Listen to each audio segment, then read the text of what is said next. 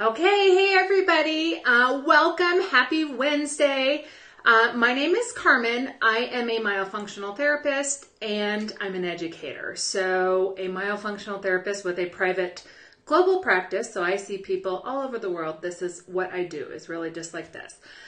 So that's what I do. Those of you who know me know that I'm here every week. So part of my team's goals for 2019 was to make sure that we educate, we engage with you guys, we empower you to make changes with your myofunctional impairment. A lot of people have no idea what they need to do, what those concerns are. So that's what we do. So my new blog came out today, and those of you who are subscribed to my email letters, I told a story about my sweet granddaughter, Lindsay, who, she was just really a classic tongue tie case. And now looking back, it's so maddening to see all of the people that failed her because nobody was lifting and looking under her tongue. Nobody recognized the concerns. Big red flag. So I really broke down each of those concerns with her in my letter. So with that, also my topic this week for my new blog was the impact of tongue ties on children. Now, last week I talked about the impact on adults, which is a little bit different than for children. My biggest concern, you guys know this, I talk about it all the time, is a child, because a child doesn't know. So today we're going to talk about that. And really I'm going to talk about 1, 2, 3, looks like 5 topics or 5 areas, and then I'm going to share with you a success story. So first let's talk about the 5 areas where I really think that a tongue tie impacts a child. And this is super duper important.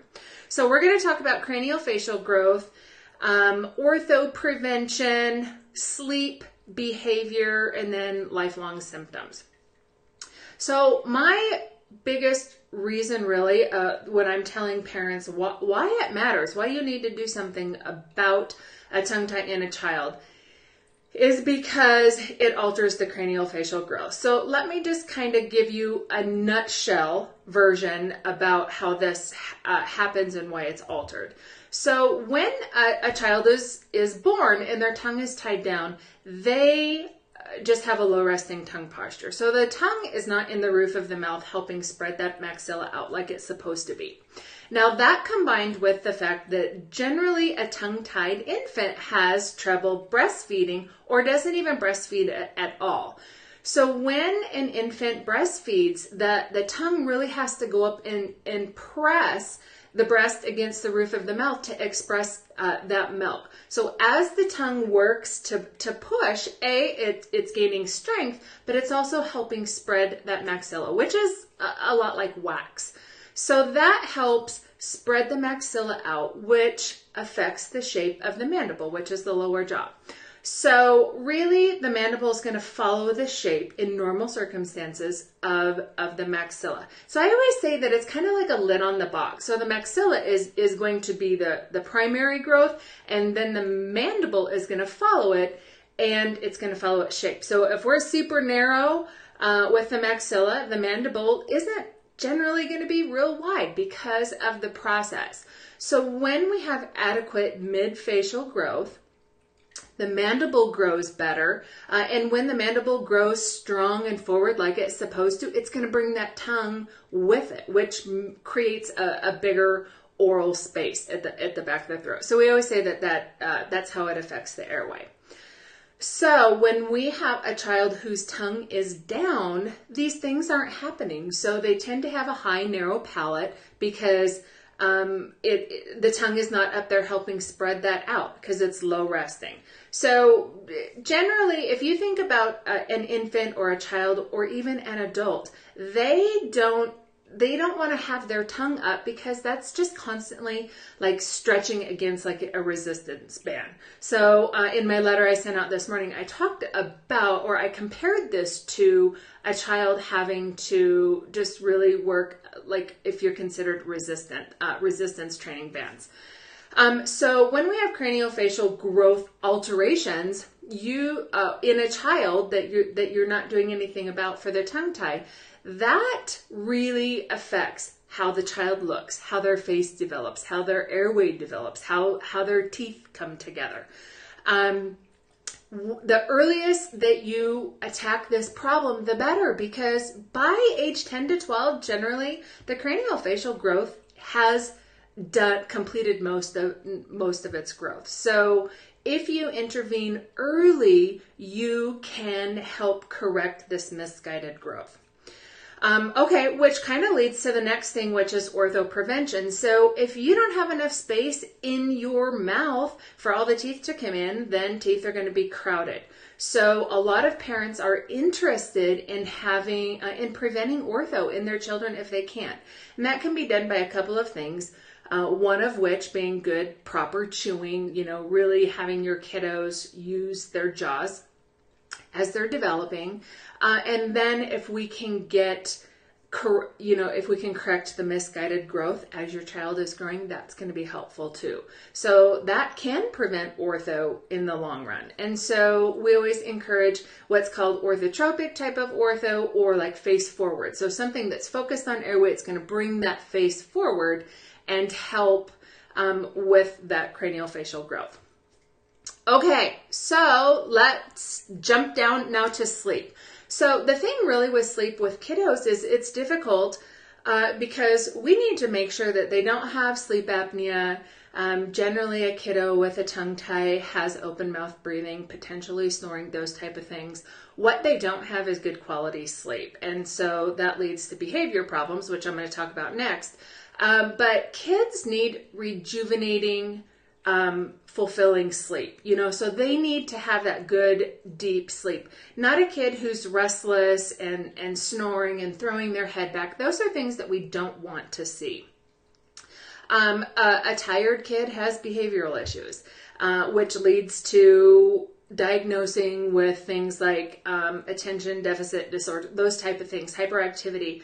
Oftentimes those children don't need a label, they don't need a medicine, they simply need a good night's sleep. So getting to the bottom of your child's myofunctional impairment and a tongue tie is going to drastically improve the sleep. And that was one thing I shared about with my sweet Lindsay this morning, is that kiddo used to be like sleeping with a gymnast.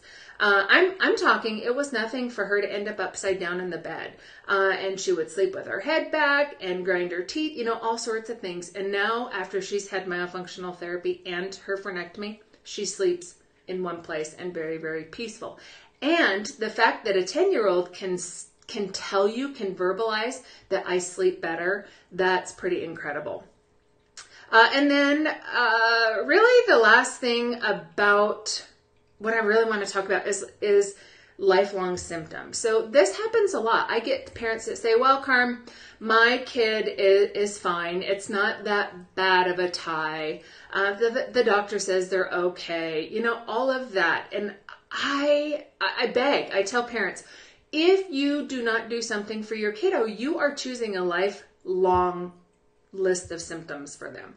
Now, everybody's not going to have the same symptoms and issues, that kind of stuff.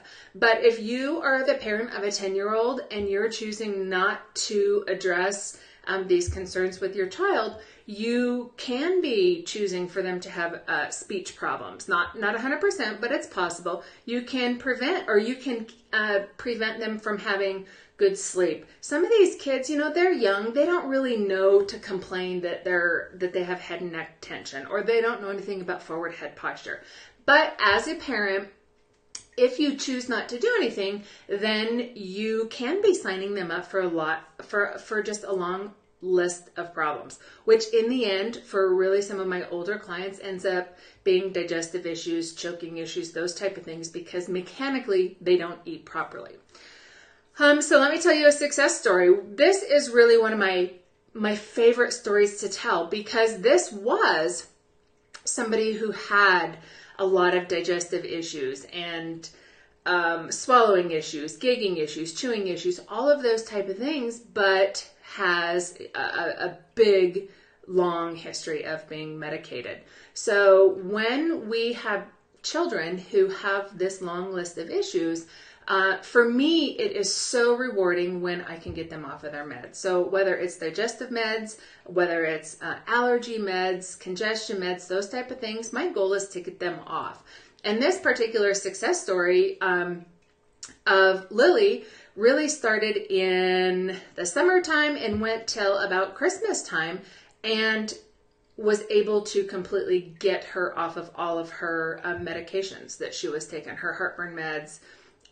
That was the biggest thing, really, digestive meds. So making it so that a child can chew their food properly. So that means releasing the tongue, slowing down their rapid eating behavior. So it's not okay that our children eat like Hoovers. We want them to slow down. And I teach that they can only eat as fast as they can really follow my steps. So I teach them the proper mechanics of chewing, processing the food, all of that going through the swallow. That allows them to stop being medicated. So really that's what we're going for. I want to find the root cause resolution, and I'm sure as parents, that's what you want to do also. Okay, so really what I want you to do after, if you watch this and you hear something that resonates with you for your kiddo, I want you to advocate for your kid. I say this all the time. They don't have a dog in the fight. They're not going to come to you and say, hey mom, this butt-shaped tongue that I have, every time I lift my tongue and it makes this little heart or like little butt cheeks. This isn't normal. They're not going to come tell you that. They're just going to think that's how they are. So if you have a concern for your child, I want you to advocate for your child. So you can do that by getting my quick assessment tool. You can talk to somebody. It doesn't have to just be me. My quick assessment tool you can get at the bottom of any one of my blogs. You sign up and I email that to you. It's for adults and children, so the questions are a little bit different. You'll totally get the gist of it. This is going to help you figure out if you have a concern for your kid. If your child had problems nursing, if they have chronic congestion, do they have mouth breathing? Are they snoring? That's not cute. It's not okay. Do they have a speech problem? Are they struggling in speech therapy? What about eating issues? Will your kid only eat a smoothie or a chicken nugget? Okay, texture issues, that kind of stuff. Walk through the assessment tool, figure out if your child has a concern, and then you can take the next step, which I always encourage would be a myofunctional exam. So that wraps up this week.